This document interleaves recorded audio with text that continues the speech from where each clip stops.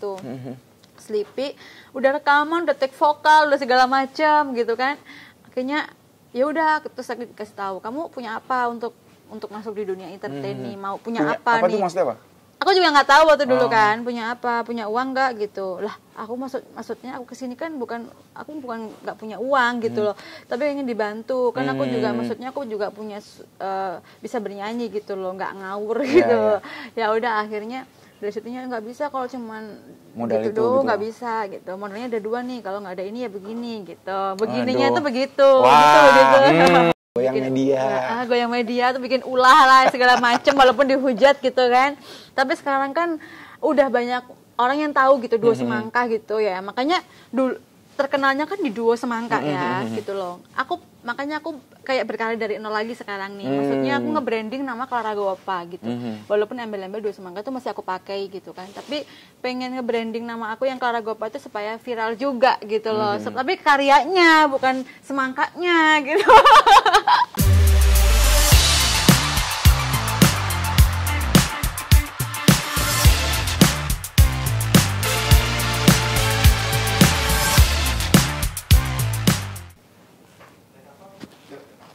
Assalamualaikum warahmatullahi wabarakatuh.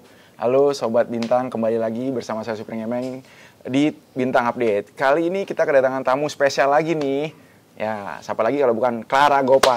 Jauh-jauh dari Malang loh. Selama ini dia di Malang. Dan sudah berapa minggu ini di Jakarta, cuman nungguin jadwalnya padat banget. Amazing emang Mbak Clara Gopa ini. Clara Gopa ini penyanyi dangdut yang dulu populer dengan Duo Semangka. Nama asli beliau ini Clara Diandra. Clara Gopa Diandra. Asli Malang loh. Pire.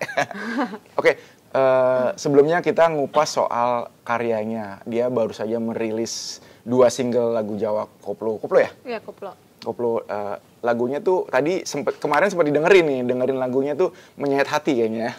Melo banget. Melo banget. Sekarang kita pengen tahu seperti apa sih kisah hidupnya si Clara Gopa yang dulunya terkenal dengan teman duetnya Duo Semangka dengan image seksi, tapi sekarang looknya tuh beda, dengan minimalis saya udah kelihatan, wow, udah lebih kelihatan elegan, tapi tetap seksi loh. Seksi.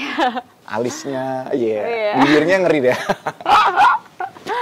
Aku manggil apa nih? Clara Gopa? Clara boleh, Gopa boleh. Lebih intimate apa? Lebih Gopa enak? sih kebanyakan.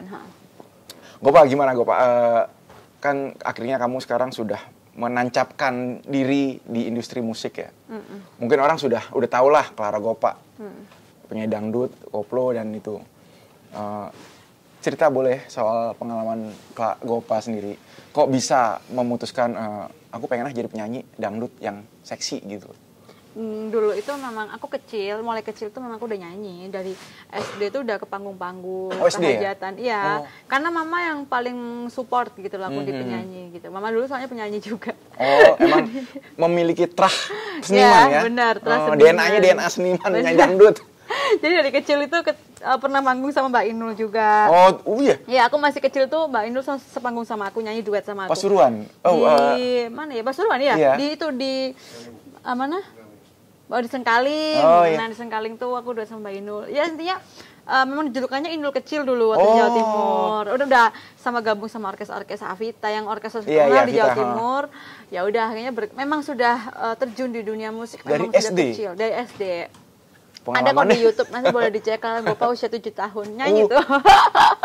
Terus dari SD itu udah memang kepikiran? Udah kepikiran jadi penyanyi gitu. Awalnya itu dangdut, memang aku terjun di dangdut gitu. Tapi ketika di SMP aku malu gitu loh mau dangdut itu. Beranjak SMP sudah mulai tahu diri ya. Gitu.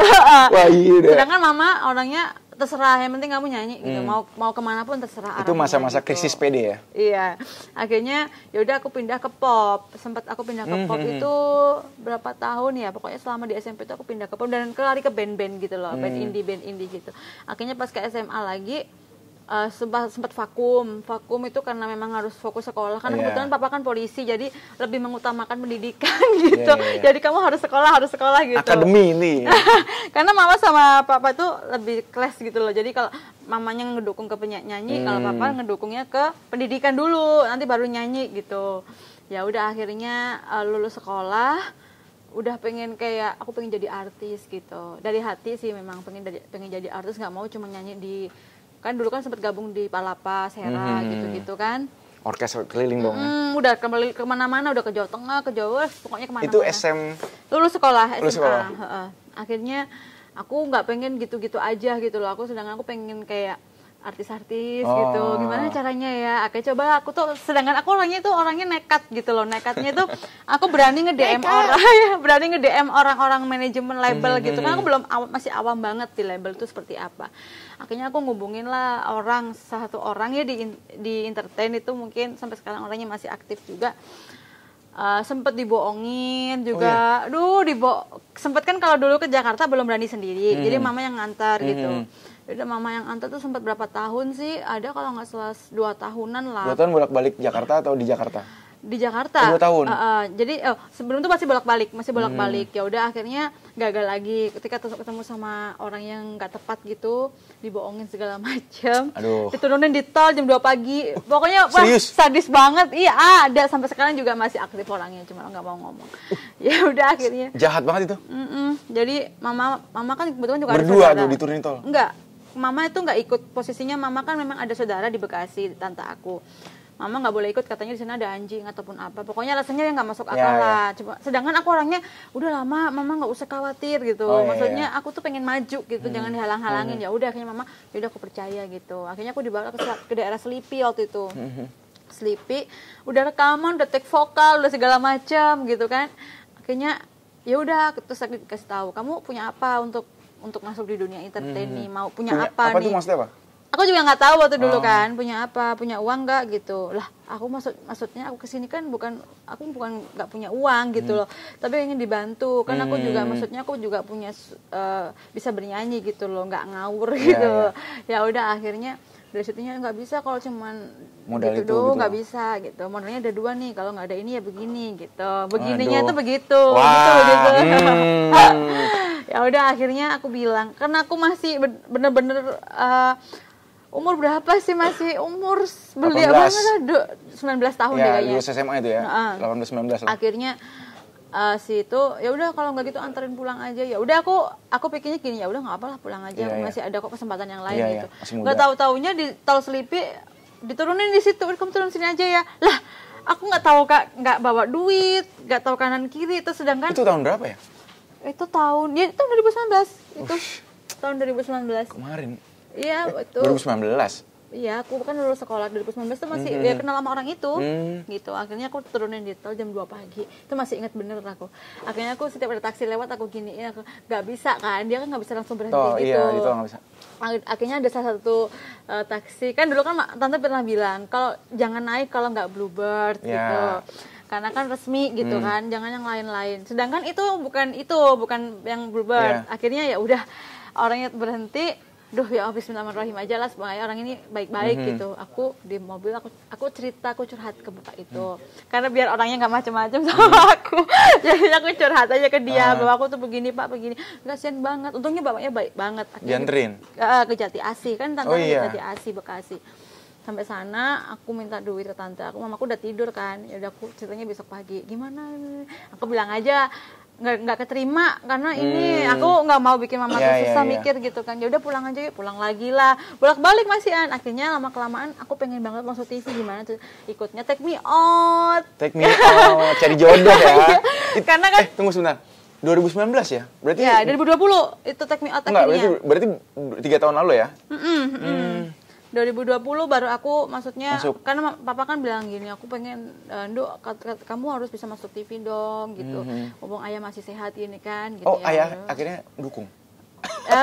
Sebenarnya ngedukung, cuma jangan ketika sekolah jangan tiba-tiba begituan. Iya. Karena udah bebas sekolah sih. Udah bebas sekolah kan. Ya udah akhirnya sama papa, yaudah kamu nggak pengen masuk TV gitu, mau bapak masih hidup gitu. Aku tuh kayak langsung kayak gitu loh. Beban ya jadinya. Beban banget gitu ya. Udah akhirnya aku iseng-iseng aku daftar ke agensi gitu lah. Di Jakarta kan banyak tuh agensi-agensi. Ya udah akhirnya aku dibantu sama ada agensi dulu namanya siapa lupa deh. Pokoknya casting gitu kan. Keterima di Take Me Out, seneng banget tiap hari syuting. Waduh. Tiap hari syuting. Pokoknya aku di situ katanya si siapa ke Kak Vicky yang jurinya Kak Vicky yang bagian itunya. kamu harus bisa gimmick, kalau gimmick kamu disorot sama kamera terus. Ya udah akhirnya di situ aku udah mulailah cerewet gimmick gitu. Oh, iya, iya. Akhirnya sering masuk TV kan, jadi kan Center. disorot terus, di center terus kan. Jadi Keluarga seneng dong, wah, satu kampung iya, nih. seneng banget walaupun begitu doang Iya. gitu. Akhirnya ya udah, gak lama kemudian aku pengen masuk Naga Suara kan, ada label Naga Suara. Aku cobalah cari iseng-iseng gitu, maksudnya ke Naga Suara, ketemulah sama orang yang nyambungin ke Bapak Rahayu. Udah di situ aku disuruh nyanyi, keterima. Ya Allah seneng banget, keterima, dikasih tempat tinggal. Udah lah pokoknya difasilitasin lah sama Pak Rahayu, baik banget. Ya udah akhirnya di Jakarta selama di kontrak 3 tahun deh, 3 tahun itu di Naga Suara. 2 tahun. Gak lama kemudian nggak jalan di Naga Suara gitu kan, karena gitu mungkin ya? banyak banget artis Iya, kan. harusnya banyak bener. Jadinya kita yang, karena aku belum punya personal manager, jadinya aku nggak terurus gitu loh. Ya udah akhirnya setelah kontrak selesai, nggak lama kemudian terus aku coba ngehubungin Mas Sony Bula itu kan terkenal kan, iya. manajer Iya. terkenal juga. Aku coba DM iseng-iseng sih, karena kan dia waktu itu masih pegang Blue Serigala. Terus aku DM, Mas aku pengen dong diorbitin gini-gini. Sebenarnya orangnya kan nekat banget gitu loh. Siapapun tuh aku hubungin gitu. Salah satunya dia. Dia responnya baik banget lah. Dia di mana? Di sini. Aku bilang anak Naga Suara gitu. Ya udah besok kebetulan aku ke Surabaya. Aku posisi di Malang kan. Besok aku kebetulan ke Surabaya mau ke JTV. Aku bilang, "Oh ya udah yuk. Ya udah ketemu gitu." Ketemu lah cocok. Ya udah akhirnya sama dia dikontrak jadi artisnya dia. Nah, belum lama itu udah dibawa off air ke Kalimantan, dibawa off air. Wih, aku kayak beruntung ketemunya yang cocok. Iya, aku deg-deg banget karena kebiasaan aku off air yang gajinya budgetnya cuman kecil, paling cuma berapa sih? Paling 2 juta, 3 juta gitu kan. Di bawah dia langsung 20 juta angkaku. Alhamdulillah. Lah, aku bilang, ini beneran gak sih maksudnya? Terus akhirnya besoknya lagi tuh masuk TV gitu kan, bintang tamu gitu. Terus akhirnya gak lama kemudian dia bilang, "Dek, kalau cuman gini doang, cuma ngandalin suara tuh banyak banget di Jakarta yang lebih dari kamu suaranya. Bikin sensasi yuk, bikin begini." Akhirnya ngebentuklah Dua Semangka. Audisi kita. Tapi sempat booming loh itu. Iya, karena ditegur KPI. Iya, pokoknya intinya Dua Semangka tuh jadi ikon gitu lah. Ikon Dua Semangka karena semangkanya itu. Karena semangkanya itu. Ya udah akhirnya sama Mas Sony. Akhirnya sama Sony, yaudah yuk, coba kita bikin 2 aja. Kebetulan dia udah nggak pegang Blue Serigala waktu itu kan. Ya udah akhirnya kita bikin audisi, ketemu sama si Fanya waktu itu kan pertama. Yang Babat Alas sama Fanya, ya udah akhirnya booming, Babat Alas semua dilakuin dah, nabrak sana nabrak sini gitu kan. Akhirnya naik gitu kan. Ya itulah perjuangan aku di karir. Tapi tadi sempet kan disinggung dari SD sampai akhirnya SMA itu jalan sempat ke pop, sempat krisis PD juga, nggak percaya diri, akhirnya ke pop. Apa karena dangdut dianggap sebelah mata? Kan dulu kan kalau di sekolah-sekolah SMP, SMA gitu kan kebanyakan anak-anak itu nggak suka dangdut. Iya, memang dangdut gitu loh. Jadinya aku tuh kayak malu sendiri. Iya. Jadi percaya dirinya menurun saat itu ya. Langsung drop. Nah, ketika akhirnya sampai pencapaian sekarang kan sempat membuat sensasi gimmick itu diakuin itu Gopa sendiri ngerasa perlu juga nggak sih sebagai artis harus kayak gitu-gitu? Ya menurut aku sih dulunya aku memang butuh kan, karena aku belum punya nama gitu kan di industri musik, jadi memang harus bikin goyang-goyang media gitu.